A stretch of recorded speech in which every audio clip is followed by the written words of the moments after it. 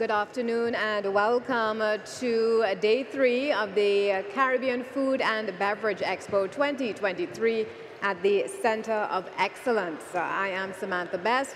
A reminder that you can see all our content uploaded to the SouthX YouTube channel, as well as we are broadcasting live via Freedom 106.5 FM. We've been engrossed in discussions for the last 3 days, and I am pleased that we are winding up the conference part of our Caribbean Food and Beverage event, discussing food safety along the value chain.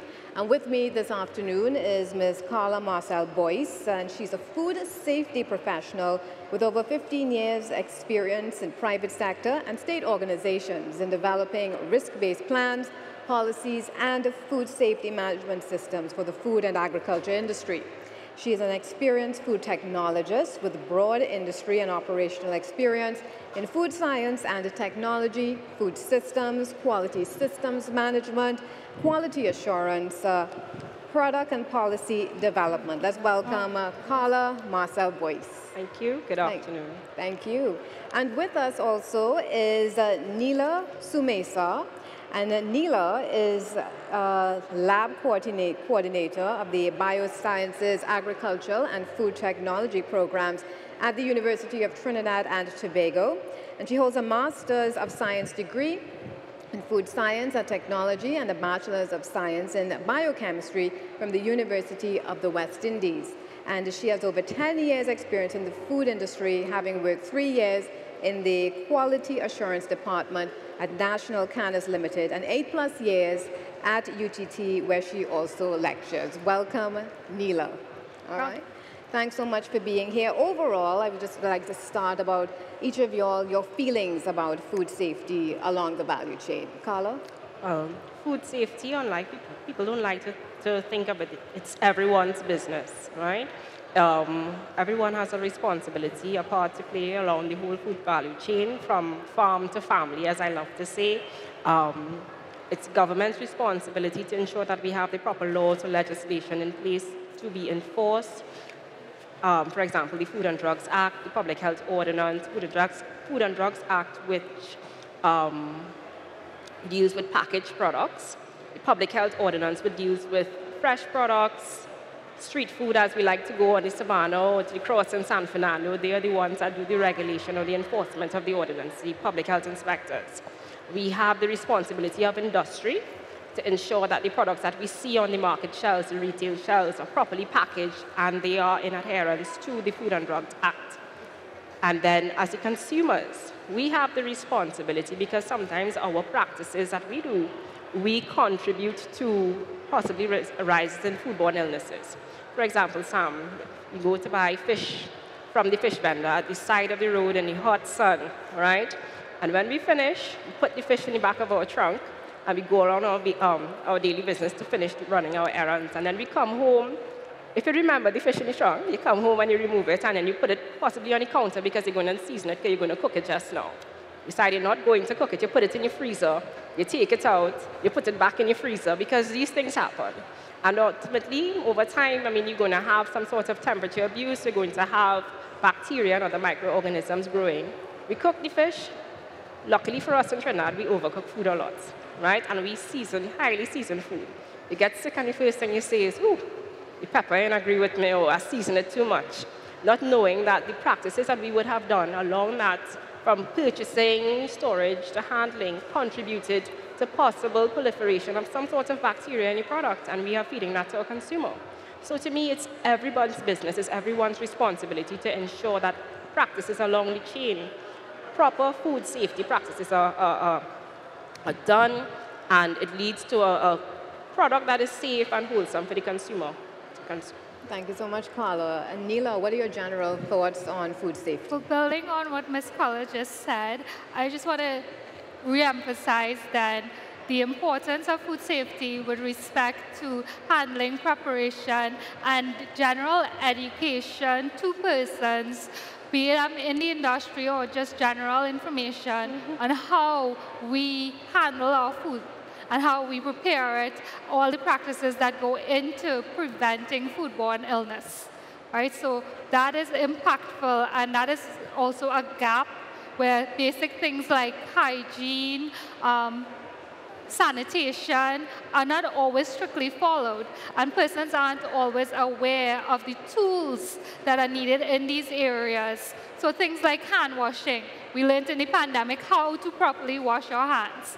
That also taught us how many people do not properly wash their hands. In the food industry, that is critical. So basic hand washing, personal hygiene, equipment, and sanitation protocols, they all tie in strongly in building your food safety management systems. So how does implementing risk-based plans and policies, how do they contribute to improving the food safety along the value chain? So for risk-based plans, when you're looking at risk, you're looking at the severity and the likelihood of occurrence. So mostly the food processors or the food manufacturing companies, they would implement these plans, preventative control plans, such as HACCP, Hazard Analysis Critical Control Point. Some of them, they are aligned to certain standards, good manufacturing practices, British Retail Consortium, which allows them to enter certain markets, right? When you're looking at a risk-based plan, as I said, you look at the severity and you look at the likelihood of certain hazards that might be present in your operation. And when you're looking at hazards, hazards can be three types. You have your biological hazards, you have your chemical hazards, and then you have your physical hazards. So your biological hazards would be your E. coli, your salmonella, and you know E. coli a lot for romaine lettuce because you would see around the world, right? Salmonella is associated with mostly your eggs, your meat, your poultry. You have your chemical hazards. The chemical hazards, they can be naturally occurring in the food. In the case of certain toxins like mycotoxins or aflatoxins in corn and peanuts, you have chemical hazards that are intentionally added to your foods, which would be your additives, your preservatives, your antioxidants, and you look at your unintentional hazards, which are, as the name implies, it ends up in the food by accident, such as your pesticide residues, your antimicrobial drugs, that if, for example, if you had treated a cow for some sort of disease like mastitis, those things would end up in your food. And then you have your physical hazards, which will be they cause choking hazards. So your glass, your plastic, your metal, jewelry. That's why when in food industry, they advise you not to have earrings on, to cover your hair, to ensure that the latest trend are eyelashes and false nails. You know, when you're working in a food industry, you're not supposed to have those things because those things are choking hazards. Your product may be consumed by infants or toddlers or even convalescents like the elderly who are unable to properly masticate their food or chew their food. They swallow and then they choke and it could be fatal. So when looking at a risk-based plan, we need to look at the identification of these three hazards and you look and see how you can mitigate those hazards. And one of the ways that most industries would do is developing something called prerequisite programs, right? So for example, a pest control program.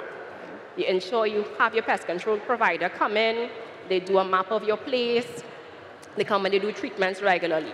Supplier audit programs, and that was a big thing a couple of years ago with the whole corned beef situation that we had around the world where the supplier wasn't properly audited. We were relying on a certificate which stated something that was not happening, right? So you have your prerequisite programs, your good manufacturing practices, your good hygiene practices, employee personnel wellness, making sure that they are registered food handlers, you know, they are not, you know, if they're ill and they're coming to work, you know, they must have a policy in which they are not able to work into the food environment because you have that transfer or contamination happening.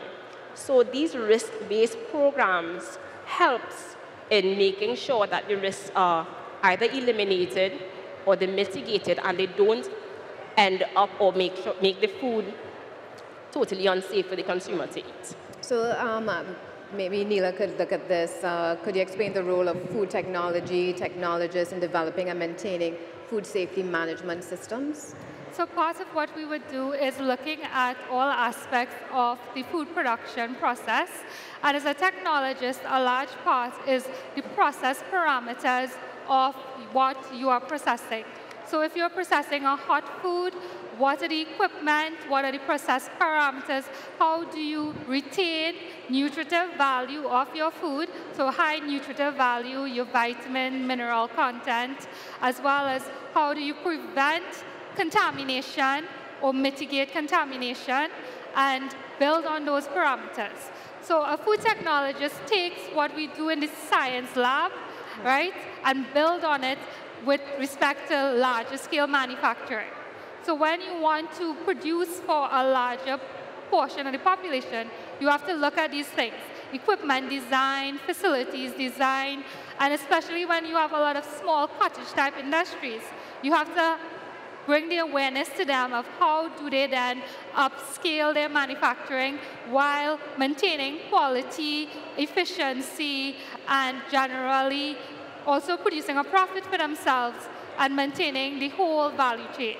So that is something they would work on, and that's where the food technologist comes to bridge those gaps in processing. Very interesting indeed. So can either of you share some general insights of successful interventions or maybe even strategies that have effectively improved food safety in the food and the beverage industries? The implementation of a risk-based plan. And I said you see that a lot for your food and beverage manufacturing companies, those who basically export.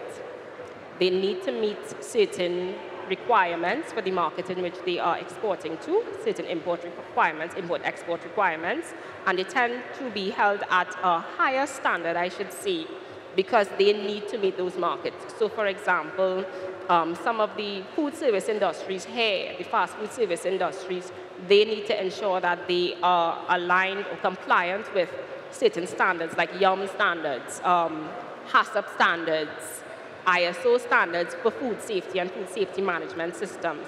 So you tend those industries, those standards are voluntary, but they tend to invest, I should say, in their business, ensuring that they are compliant to those standards to meet certain markets.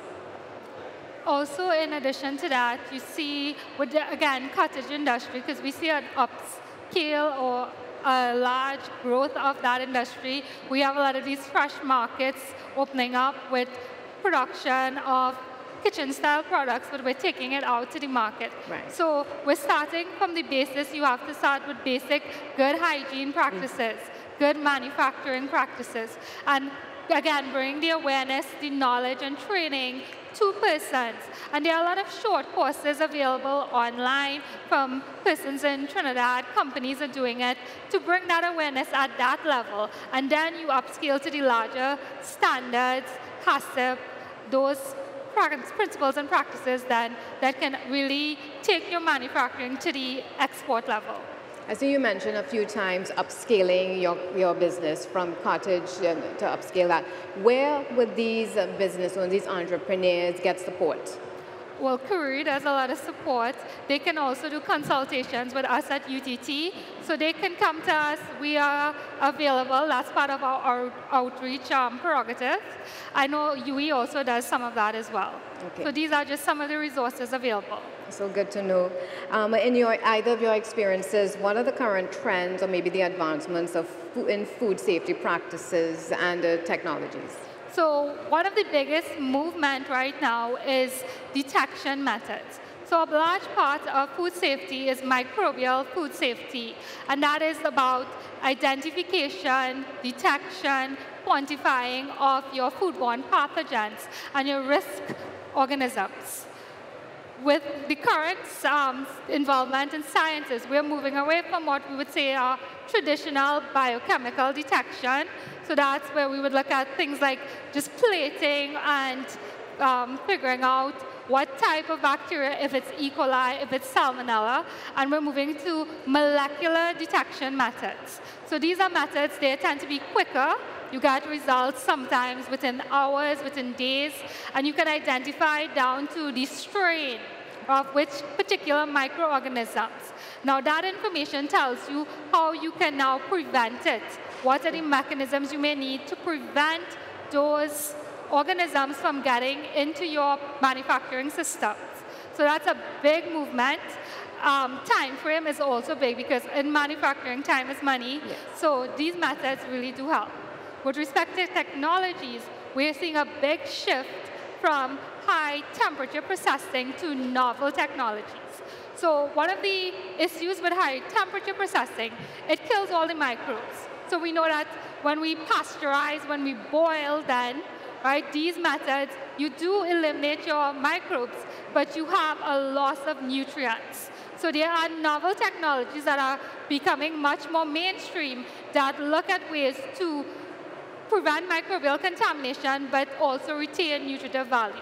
So something like in the beverage industry, we have something called sonication technology. So ultrasonication, where they use ultrasounds to destroy microbes, right? It's as well as retain the vitamins of a lot of juices. So I'll give you an example with orange juice. One of the problems with orange juice processing is that vitamin C is very heat sensitive. So when you pasteurize orange juice, you risk losing your natural vitamin C content. So these new technologies, like sonication, you process at a lot lower temperatures to make it microbiologically safe, as well as retain that nutritive value. In the meat industry, another one coming out is something called high pressure processing. So that technology allows manufacturers to sterilize their meat products in packaging. So it actually saves a lot of time, and it's also very green because you use water to create this high pressure in these vessels, and the water is recycled. So the water doesn't actually come in contact with the packaged meat material. You recycle the process, and you save a lot of energy, you save a lot of time, and the quality of the meat after is very high nutritive value. So these are just some of it. There's a whole slew of novel technologies coming into play right now that are really transforming food production. And is any of these technologies being used in Trinidad and Tobago in the region? I know sonication technology is being applied. You'll see we have a lot of spices. Some of the instant coffees, we're seeing freeze-drying technology being applied. So that is also a very novel technology. In freeze-drying, as the name suggests, you are drying under frozen temperatures using pressure differentials. So you are using a vacuum to reduce the pressure, and under cold conditions, remove moisture. When you do that, you again retain high nutritive value as well as the taste and flavor components of food. So a large part of food is how does it taste. So using that technology, we're seeing it with a lot of spices, we're seeing it in coffees, powdered products, milk. So it's a technology that is being utilized. And you will see some of the vendors here also at the Expo have freeze-dried products. So what are the recommendations for individuals, for businesses looking to enhance their knowledge and their practices that come into relation with food safety along the value chain? Well, at UTT, we currently have a food technology program where we have certificate in food technology, we go up to diploma in food technology, then we have the Bachelor of Science degree in food technology. At the University of the West Indies, there's also the Master of Food Science and Technology. So for individuals looking to basically complement their experience with academic qualifications, we urge them to come and join one of the programs that we have. We have students ranging local, regional, and we have students as far as from Botswana coming to our programs in order to learn, the science behind the food. And some of them actually branch off into culinary arts also because they say, okay, well, Miss, now that I know the science, what was causing my food to spoil, because most of my students are caterers, those who are part-time students, and some of them have an interest in learning about food as the whole, and as I said, the science and the technology behind it. So besides that, as Neela was saying, there are a lot of short courses online.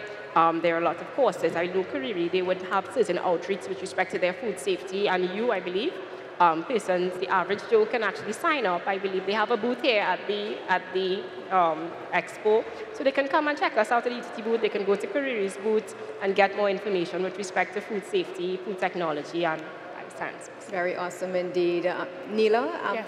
So I just want to ask, as we wrap on food safety along the value chain, any final thoughts that you would like to share? I'm really glad to be part of this panel because I think the knowledge of food safety and of food technology needs to be spread. A lot of people, they do practices at home that they don't understand why they do, but that's just how we've always done it. But it does impact the safety and quality of their foods. So it's now getting them much more aware of what they're doing, why we're doing it, and why it's important not to cut corners. Right? So that knowledge, that understanding is really, I think, developing the industry. And in Trinidad, we have a lot of flavors to offer the world. Our food, the style of cooking, what we enjoy, it's very novel. And that's why foreigners love it and they come back. But now it's for us to export that in the right way so that we are seen, heard, and we gain the benefits of it. I love it so much. Carla, any parting words? I want to reiterate that food safety is everyone's business, right? The onus is not on the manufacturer or the consumer to say, okay, well, he's supposed to produce a good product for me, or the manufacturer say, well, the government didn't do this or they didn't have any regulations. Everyone has a part to play to ensure that food is safe along the food safety value chain. The farmer, the producers, good agricultural practices, good hygiene practices, the manufacturers with their standards, and the consumer. As I said, certain things that we do, we are not cognizant that it could contribute or lead to certain foodborne illnesses. Say, for example, you go into the grocery, some persons go and purchase meat first. And meat is something that's supposed to be kept chilled at all time, and they take all their time around the grocery and then go to cash, right? We advise, and then where they store the meat and the meat products and on their trolley also, it could be dripping onto the other foods, and those are sources of contamination. So as consumers, we really need to be mindful of the practices that we carry out, and we need to have a more informed consumer. So we urge people just pay attention as to the practices that you're doing, the culture that you're doing, to make sure that you don't get you or your family sick. Thank you so very much, ladies, for being with us this afternoon and for the very first Caribbean Food and Beverage Expo. Carla Marcel Boyce and Nina Sumaysar joined us as we discussed food safety along the value chain here at the Caribbean Food and Beverage Expo 2023.